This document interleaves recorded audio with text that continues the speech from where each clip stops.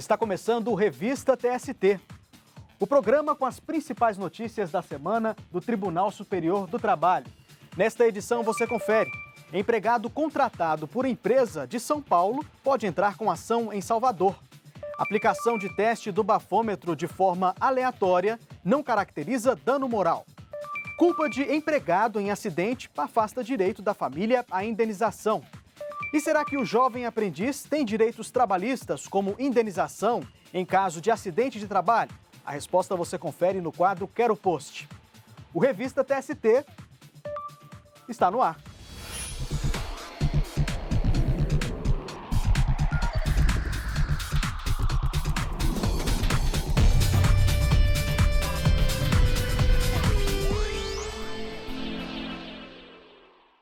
Nós começamos o Revista TST com um caso de destaque julgado pela Seção 1 de Dissídios Individuais, responsável por uniformizar a jurisprudência trabalhista.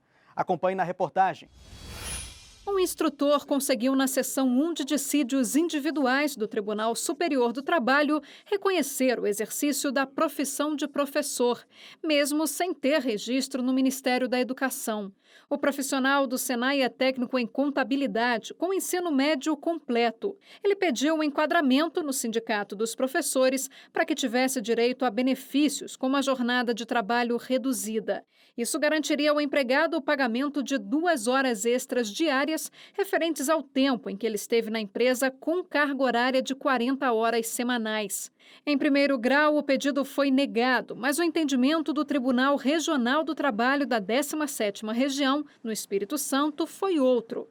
O TRT avaliou que não há dúvida de que o empregado desempenhava atividades de docente e condenou a empresa ao pagamento das diferenças salariais. O Senai recorreu da decisão. A empresa alegou não ser uma instituição de ensino.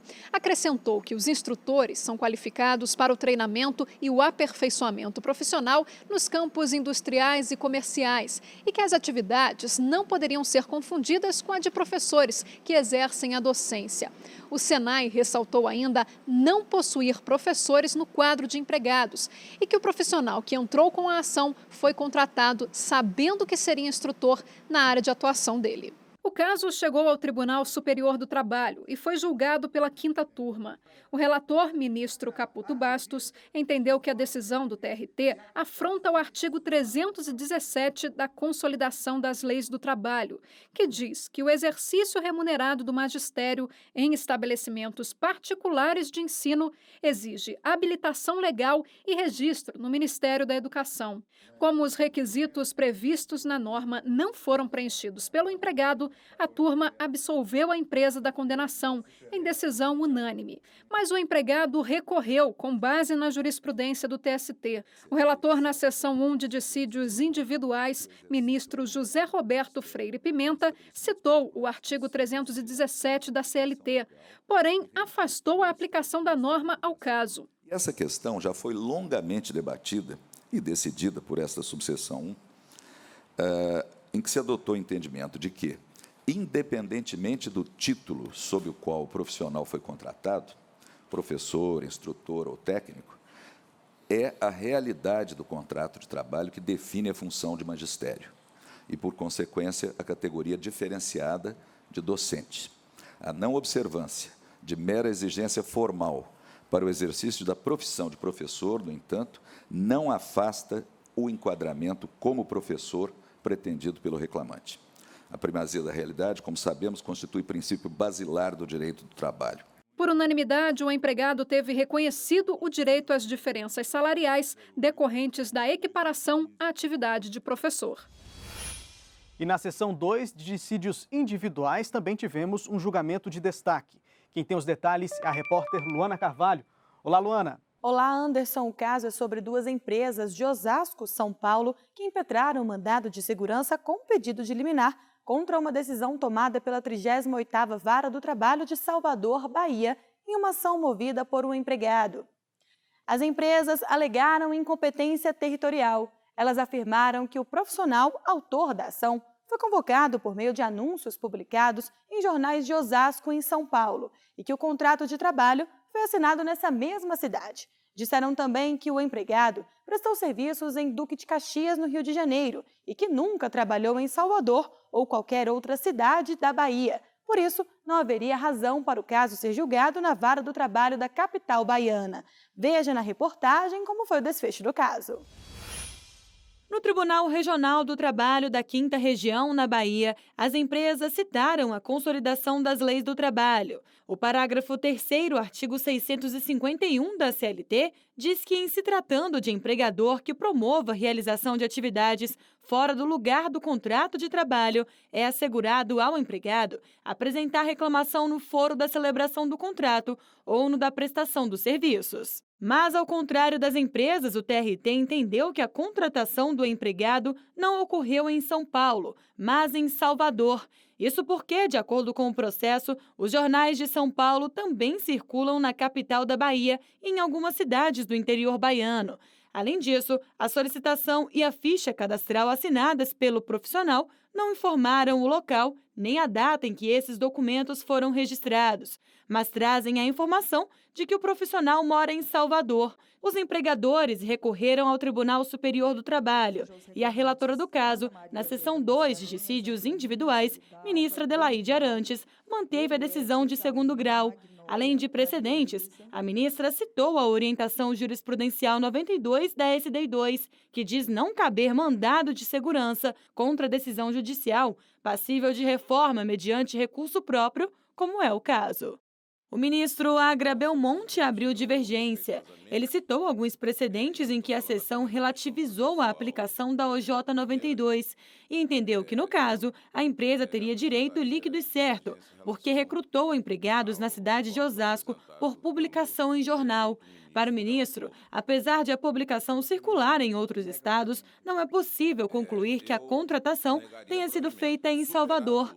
Por isso, entendeu que a ação principal deveria ser julgada na cidade paulista, como reivindicou a empresa. Os documentos demonstram que o reclamante seria domiciliado em Salvador e que, por ter o reclamante se deslocado de Salvador, onde a empresa não atua, ela não atua lá, ter se deslocado de Salvador para São Paulo, que isso configuraria uma pré-contratação, ou seja, que teria, nesse caso, o contrato sido firmado em Salvador. É isso que o regional está dizendo. A empresa não atua em Salvador. Quer dizer, ela vai ter que contratar advogado em Salvador, vai ter que levar as testemunhas para Salvador, vai ter que fazer tudo lá, porque o regional entendeu que, como ele se deslocou, que, nesse caso, ele teria sido pré-contratado em Salvador. O ministro Douglas Alencar teve o mesmo entendimento da relatora. No caso concreto, o que chama a atenção é que a Corte Regional decidiu, valorando uma série de elementos de convicção, a solicitação de emprego, não consta o local, nem a data, não se sabendo se foi assinada em São Paulo, no Rio de Janeiro ou em Salvador, e encaminhada para apreciação da empresa.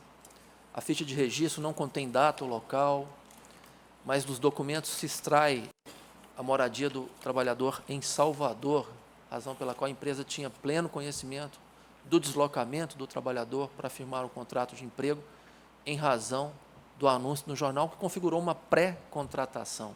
Acompanharam a relatora para negar o mandado de segurança das empresas o vice-presidente do TST, ministro Renato Paiva, o corregedor-geral da Justiça do Trabalho, ministro Lélio Bentes, e os ministros Emanuel Pereira, Douglas Alencar, Maria Helena Malman e Dezena da Silva. E ficou vencido para aceitar o pedido das empresas o ministro Agra Belmonte. Dessa forma, por maioria de votos, a SDI2 negou o mandado de segurança das empresas e a ação principal poderá continuar a ser julgada em Salvador. Depois do intervalo, detalhes do julgamento que negou indenização a um caldeireiro submetido a teste de bafômetro. Voltamos já.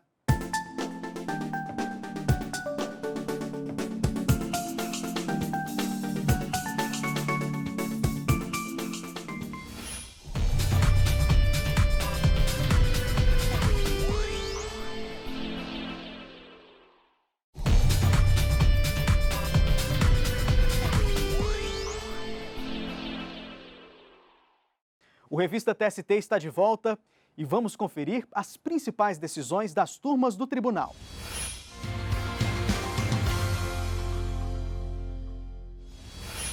Eu começo com o julgamento da segunda turma. Um caldeireiro da empresa mineira Vortex Tecnologia, Manutenção e Serviços não receberá indenização por dano moral por ter sido submetido ao teste do etilômetro, conhecido como bafômetro. O empregado argumentou que o ato configurava intromissão arbitrária da vida privada e que os escolhidos eram alvo de chacotas dos colegas. Segundo ele, a obrigatoriedade do teste se restringia aos motoristas e não a ele, contratado como caldeireiro. Ao julgar o recurso do profissional ao TST, a relatora, ministra Maria Helena Malman, entendeu que a imposição do teste de bafômetro não caracteriza ofensa à dignidade da pessoa no trabalho. A ministra explicou que o procedimento não configura ato ilícito ou abuso do poder diretivo do empregador. E o Sebrae não precisa motivar a dispensa de analista contratado por concurso público. A decisão é da quinta turma. O ex-empregado do Sebrae havia recorrido à Justiça do Trabalho para tentar voltar ao emprego. Ele foi demitido 6 meses depois de ser contratado por meio de concurso público. Na reclamação trabalhista, o analista alegou que teria direito à estabilidade. O caso foi julgado pelo Tribunal Regional do Trabalho da 10ª Região, que abrange Distrito Federal e Tocantins. Para o TRT, o ex-empregado teria direito ao pagamento dos salários pelo restante do período do contrato por tempo indeterminado. Segundo o regional, em respeito ao princípio da moralidade, o Sebrae não poderia ter demitido o analista concursado sem motivação antes do prazo previsto. O Sebrae recorreu ao Tribunal Superior do Trabalho. No processo, disse não ter obrigação de contratar por meio de concurso público e que, portanto, não precisaria motivar as dispensas. O relator na quinta turma, ministro Douglas Alencar, teve entendimento diferente do TRT. O ministro explicou que a empresa tem natureza privada. Dessa forma, não se sujeita às obrigações inerentes à administração pública. O relator argumentou ainda que, mesmo tendo se submetido a concurso público, o empregado não possui estabilidade. Sendo assim, o analista não tem direito de ser reintegrado ao emprego. A decisão foi unânime. E a oitava turma negou o pagamento de diferenças salariais a um profissional que acumulava as funções de motorista e de despachante. O Tribunal Regional do Trabalho da 1ª Região, no Rio de Janeiro, havia mantido a sentença que condenou a Autoviação 1001 ao pagamento de acréscimo salarial correspondente a 20% do salário base de motorista. Para o TRT, a atividade de despachante de bagagens estava fora do conjunto de obrigações inerentes à função de motorista de ônibus. Após recurso da empresa, o caso chegou ao Tribunal Superior do Trabalho. A relatora na oitava turma, a ministra Cristina Peduzzi, observou que a jurisprudência do TST considera que as funções de motorista de ônibus e de cobrador são complementares. Por analogia, a ministra entendeu que o acúmulo das atividades de motorista e de despachante de bagagens também não pode gerar direito ao acréscimo salarial. A decisão foi unânime. E o Giro de Notícias encerra com destaque da quarta turma. A família de um servente de obras que morreu em um acidente de trabalho não receberá indenização por dano moral. Ele sofreu uma descarga elétrica quando fazia manutenção em um poste e caiu de uma altura de 3 metros. Em primeiro e segundo grau, as empresas Richa Construções Elétricas e Bioenergia do Brasil foram condenadas a pagar indenização por dano moral e pensão a cada um dos 3 filhos da vítima até os 25 anos. Mas no TST o entendimento foi outro. O relator, ministro Alexandre Ramos, considerou que o acidente de trabalho decorreu de culpa exclusiva da vítima.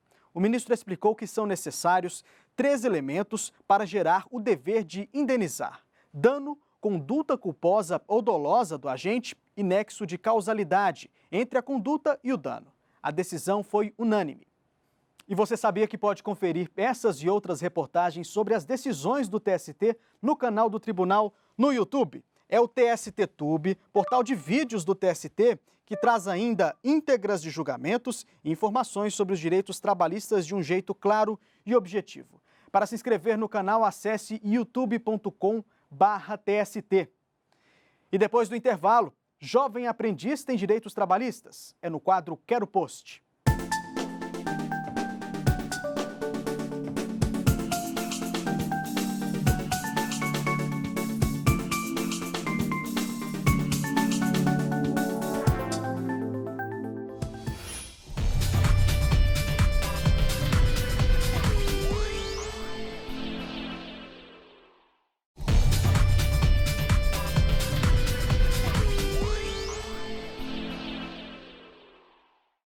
Voltamos com Revista TST e chegou a hora de conferir uma dúvida trabalhista enviada nas nossas redes sociais com a hashtag QueroPost.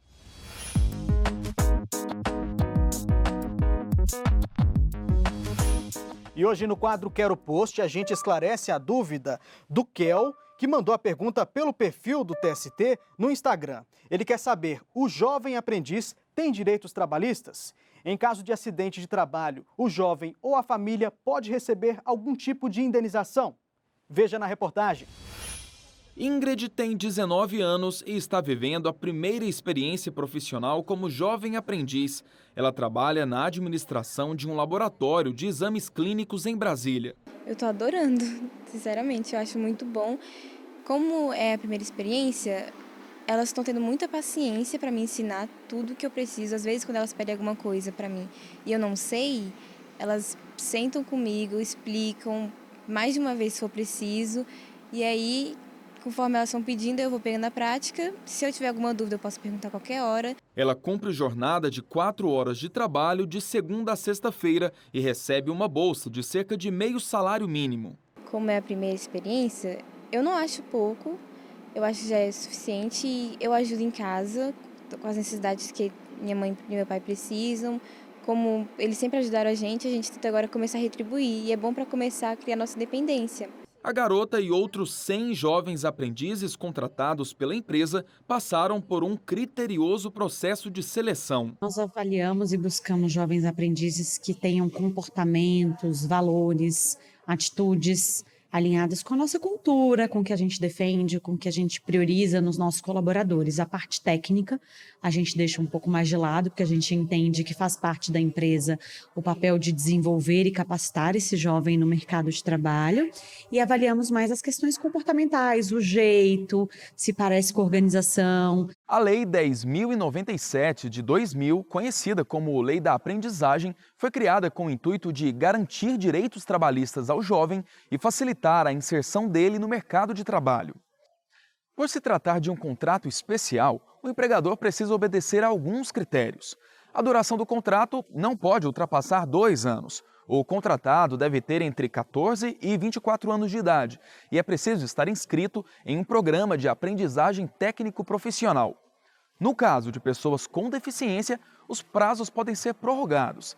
A jornada de trabalho se limita a 6 horas diárias, podendo ser prolongada até 8 horas para aqueles que já concluíram o ensino fundamental. A Lei da Aprendizagem ainda determina que devem ser anotados na carteira de trabalho de cada jovem o salário mensal e os direitos previdenciários, como o recolhimento obrigatório de 2% sobre o valor da remuneração para a conta vinculada ao FGTS. Todas as empresas de médio e grande porte são obrigadas a contratar o equivalente a no mínimo 5% e no máximo 15% de aprendizes em relação ao número total do quadro de empregados. Elas também têm o papel de contribuir para a formação profissional, social e psicológica desses jovens. Perto de completar 2 décadas, o texto da Lei da Aprendizagem foi alterado pelo Decreto 9.579 de novembro do ano passado. Um dos pontos acrescentados foi que a manutenção do contrato de jovem aprendiz depende da confirmação de matrícula e frequência na escola para aqueles que ainda cursam ensino fundamental ou médio. O ministro do Tribunal Superior do Trabalho, Breno Medeiros, observa que o decreto também explicou melhor quais são as áreas de atuação desses jovens nas empresas. Existe esse percentual de 5% a 15% que, em algumas atividades, ao se fazer o cálculo, é 5% a 15% de todos os empregados da empresa. Mas a lei já excepciona que existem certas situações, como gerentes, eles não vão entrar nesse cálculo, porque o jovem aprendiz não vai ser gerente, não pode ser contratado como um gerente já de primeiro, ele está aprendendo. Então, gerentes e outros em que há necessidade de formação superior, nesse caso, eles não vão entrar nesse cálculo. No caso de acidente de trabalho, o ministro explica que estão garantidos ao jovem aprendiz todos os direitos previstos na Consolidação das Leis do Trabalho, a CLT.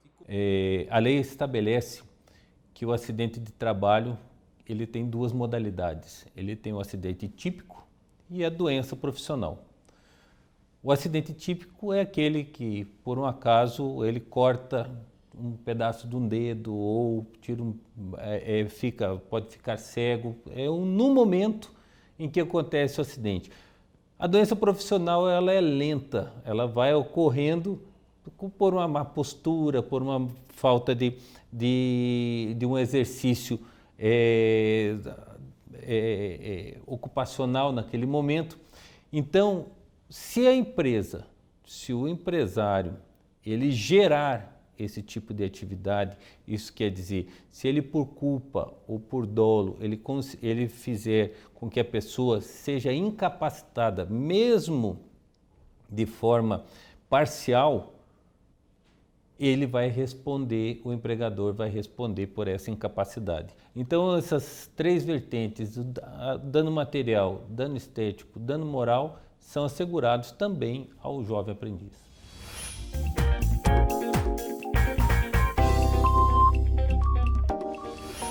E vamos saber como estão os preparativos para o programa de rádio do TST Trabalho e Justiça.